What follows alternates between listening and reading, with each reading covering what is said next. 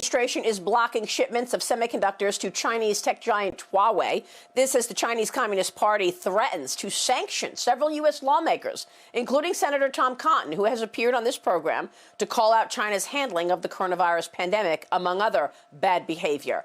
Georgia Congressman Doug Collins just introduced his own legislation on China. He joins me now. Congressman, it's good to see you this morning. Thanks very much for joining us. Let's get right to it. Your bill basically sanctions and freezes assets of the Chinese leadership. Tell us about it. Exactly. This time China decides if they want to be a world economic power, they also have to be a responsible world economic power. They can't treat the world like they treat their citizens, which is to keep them under oppression and make them believe every bit of communist doctrine that they want to believe. And what we're going to do is say, if you want to actually be a part of the world, you need to be out there and give a full accounting, an international accounting of what you did and what you did not do. It has become very apparent that they were much more willing to control it internally, but yet spread it across the world. China has a problem, and the problem is they can't be honest with themselves and they can't be honest with the international community. So we're going to put it in effect to give the president a way to sanction. We're going to not tie his hands, but give him every tool in the toolbox to get them to compete in a way that is fair in the international market. And if they don't, then fine, they'll suffer the consequences for it. Do you worry that there will be consequences to that they're going to push back? I mean, you already have Chinese state media ominously threatening congressmen. You weren't on the list, but Josh Hawley was on the list. Tom Cotton was on the list. They are watching each of your districts to try to get back at you for coming up with legislation against China and the Communist Party.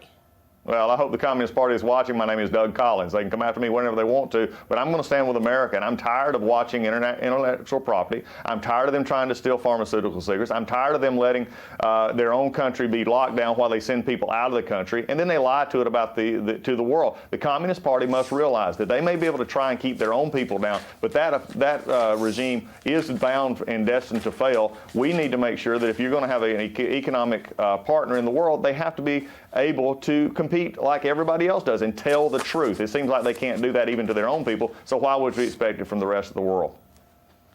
All right, let me switch gears, Congressman, and ask you about the unmasking. You heard the president's response to what has taken place, where we see a number of high-level Obama administration officials moving to tell the world, expose what was supposed to be a private call between an incoming NSA director and the ambassador to Russia.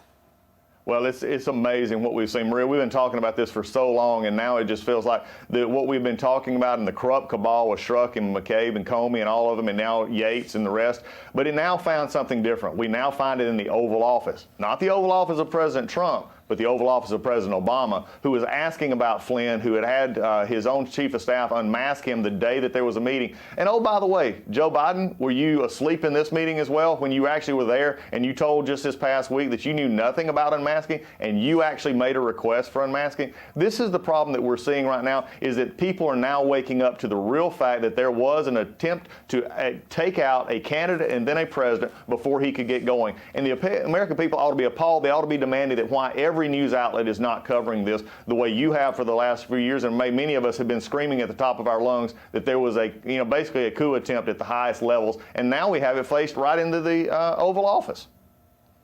And you still don't see it on any of the news media. They actually use the media to leak things, classified documents, in fact. Trey Gowdy says that leaking classified documents is a 10-year felony. I know we're waiting on John Durham, but do you see crimes being committed in plain sight here? How could it not be? I agree with Trey here. This is just, it's ridiculous. How did that information had to get out from one of these that had unmasked or someone that they gave it to? It's amazing to look at how the mainstream media treats this president. They treat him as if he was different. They will believe anything if he was accused of collusion or accused of doing anything else with the Russians. But yet when it comes to the ones that they think are the greatest in the world, the superheroes that they thought were really nothing but a corrupt bunch of thugs going around, it looks like now, because they tried to use it. They believe everything they say. But this goes back, way past this, from the Clinton email scandal into the discussion of Russia.